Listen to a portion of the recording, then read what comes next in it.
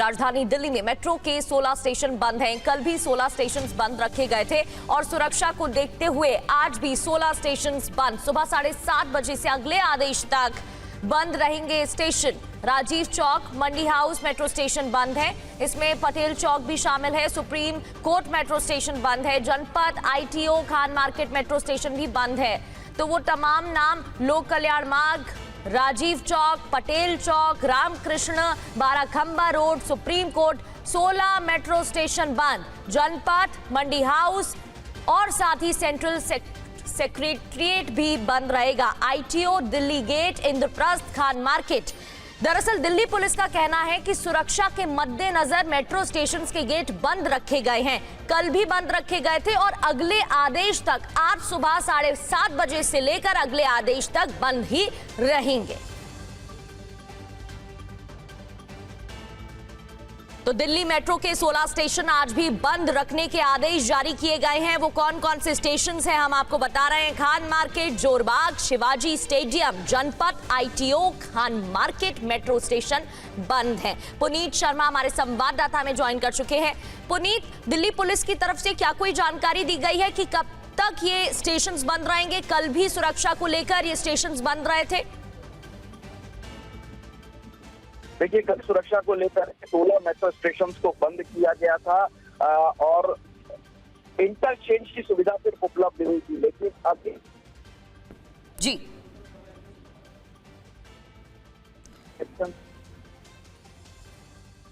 ठीक है पुनीत, बहुत बहुत शुक्रिया आपका। तो राजीव चौक, मंडी हाउस मेट्रो स्टेशन बंद, पटेल चौक, सुप्रीम कोर्ट मेट्रो स्टेशन बंद है। सुरक्षा के मद्देनजर ये स्टेशन बंद रखे गए हैं। तो 16 ऐसे स्टेशन हैं जिन्हें बंद किया गया है।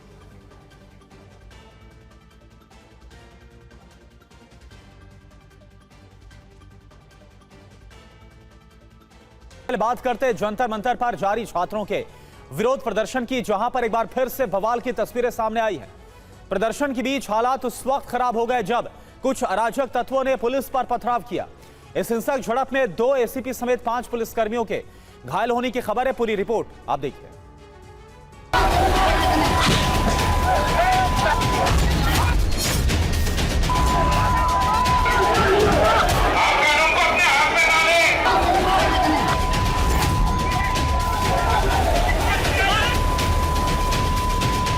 जंतर मंतर पर तीसरे दिन बवाल।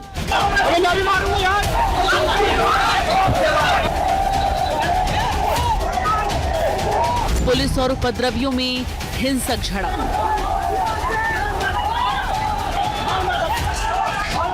उपद्रवियों ने पत्थर और बोतलों से हमला किया।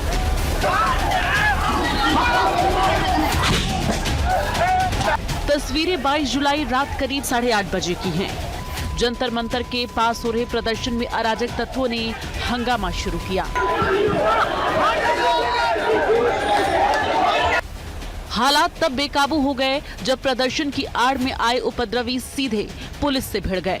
तस्वीरों में साफ देखा जा सकता है कि कैसे उपद्रवियों का एक गुट सुरक्षा घेरा तोड़ने की कोशिश कर रहा है। प्रदर्शनकारियों की आड़ में उपद्रवियों ने एक बार फिर पुलिस पर हमला किया।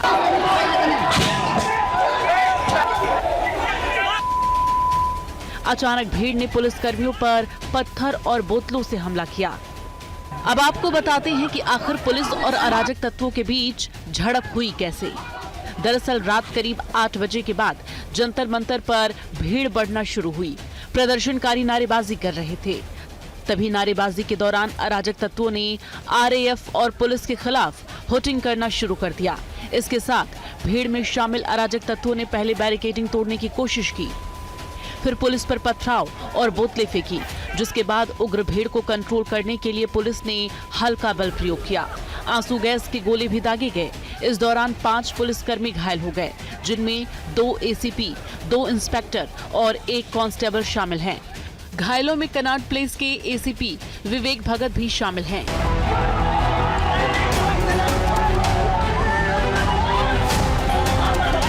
जिस वक्त ये हंगामा हुआ उस दौरान TV9 भारतवर्ष की टीम भी वहां मौजूद थी। लगातार यहाँ पर हुटिंग की जा रही है। और इसी दौरान इनमें से कुछ ऐसे लोग थे जिन्होंने पुलिस के ऊपर पथराव किया, जब इसमें 5 पुलिसकर्मी घायल हुए हैं, जिसमें से 2 एसीपी हैं, 2 इंस्पेक्टर और जबकि एक कांस्टेबल है, जिन्हें फिलहाल आरएमएल अस्पताल इलाज के लिए भेजा गया। और उसके बाद से जो लगातार स्थिति है वो तनावपूर्ण यहाँ पर देखी जा रही है। आप तस्वीरें देखिए किस तरीके से बड़ी संख्या में, हजारों की संख्या में आपको यहाँ पर समर्थक खड़े दिखाई देंगे। वहीं सुरक्षा के लिहाज से पूरे इलाके को छावनी में तब्दील कर दिया गया है। मौके पर दिल्ली पुलिस के साथ साथ रैपिड एक्शन फोर्स की भी तैनाती की गई है। सुरक्षा को देखते हुए मैं आपको पहले दिखा दूं कि जगह जगह बैरिकेड्स लगाए हैं दिल्ली पुलिस ने, रैपिड एक्शन फोर्स यहां पे तैनात की गई है। इसके अलावा ये वज्र वैन, दिल्ली पुलिस की गाड़ियां, वाटर कैनन, तमाम तरह की गाड़ियों को यहां पे तैनात किया गया है और चारों तरफ फोर्स को यहां पे डिप्लॉय किया गया है। प्रदर्शन में शामिल होने आए लोग पुलिस की लाठीचार्ज से बेहद नाराज नजर आए। हमारी बहन बेटियां जो कल प्रोटेस्ट के अंदर शांतिपूर्ण तरीके से आई थी, उनके ऊपर किस तरीके से उन्होंने हमला करा है, क्या आप इसको किस तरीके से देखते हैं? क्या ये देश के हित में? बहरहाल पुलिस और छात्रों के बीच ये बवाल करीब 30 से 40 मिनट तक चला। इस झड़प के बाद वहां हालात सामान्य हो गए। हालांकि सीजेपी की कार्यकर्ता रात भर धरना स्थल पर जमे रहे। रात भर भाषण, नारेबाजी चलती रही। दिल्ली के जंतर मंतर पर कॉकरोच जनता पार्टी के समर्थक रात के 12 बजे के बाद भी सड़कों पर जमा हुए हैं और उन पर निगरानी रखने के लिए दिल्ली पुलिस द्वारा ड्रोन का सहारा लिया जा रहा है। आप देख सकते हैं तस्वीरों में ये ड्रोन जो है, जो नीचे प्रोटेस्टर हैं उन पर निगरानी रखे हुए है। पुलिस के मुताबिक धरना स्थल पर छात्रों की भीड़ में कुछ असामाजिक तत्व भी शामिल हो गए हैं, जो हंगामा करके तनाव बढ़ा रहे हैं। इन सब को ध्यान में रखते हुए वेस्ट बंगाल और सीआरपीएफ की, आरएएफ की 20 और कंपनियां दिल्ली बुलाई गई हैं। ये कंपनियां एंटी रियोट वेपन के साथ तैनात रहेंगी। देर रात एक्टर सलमान खान ने भी एक्स पर पोस्ट किया और छात्रों को अपना समर्थन दिया, लेकिन इस दौरान हिंसा पर भी उन्होंने सचेत किया। सलमान खान ने एक्स पर लिखा, ये एक बहुत ही शांतिपूर्ण आंदोलन था। बहुत दुख की बात है कि इसने हिंसक रूप ले लिया। जो छात्र और उनके परिवार घायल हुए, उनके प्रति मेरी पूरी संवेदना है। पेपर लीक एक बहुत गंभीर मुद्दा है। मुझे ये देखकर खुशी है कि हमारे देश के बच्चे बेहतर शिक्षा व्यवस्था के लिए एकजुट हुए हैं और उनके माता पिता ने भी उनका साथ दिया है। ये मुद्दा छात्रों और शिक्षा व्यवस्था के बीच का है। इसे राजनीतिक रंग नहीं दिया जाना चाहिए। इसका श्रेय केवल हमारे देश के छात्रों को ही मिलना चाहिए। मुझे यकीन है कि सरकार भी उन्हें पूरा समर्थन देगी और शिक्षा व्यवस्था को और मजबूत बनाएगी। सवाल शिक्षा व्यवस्था पर है तो सवाल आंदोलन पर भी है। जंतर मंतर पर जमा हुए छात्रों की मांगों को कोई भी नाजायज नहीं बता रहा है, लेकिन इस दौरान हुई हिंसा पर सवालिया निशान है। सवाल ये है कि क्या आंदोलन में हिंसक तरीका जायज है? सवाल ये भी है कि क्या छात्रों के प्रदर्शन में अराजक तत्व घुस आए हैं? जितेंद्र शर्मा के साथ शिवांग माथुर, अंशुमान यादव, TV9 भारतवर्ष, दिल्ली। और चलिए अब बात करते हैं ईरान अमेरिका युद्ध के लगातार 12वें दिन अमेरिका का ईरान पर हमला हुआ। ईरान के बुशहर न्यूक्लियर पावर प्लांट के पास एक बिजली स्टेशन पर मिसाइल गिरी। बिजली स्टेशन पूरी तरह से तबाह हो गया।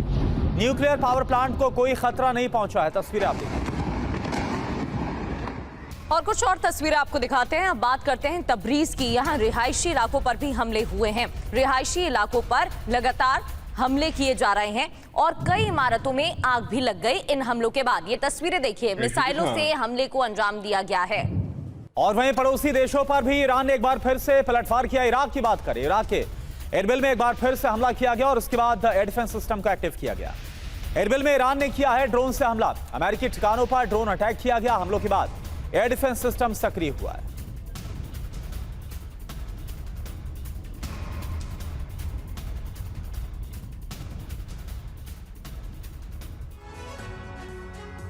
तो ईरान पर अमेरिकी हमले रुकने का नाम नहीं ले रहे हैं। लगातार 12वीं रात अमेरिका ने ईरान पर बमबारी की और ईरान के अलग अलग शहरों को दहलाया।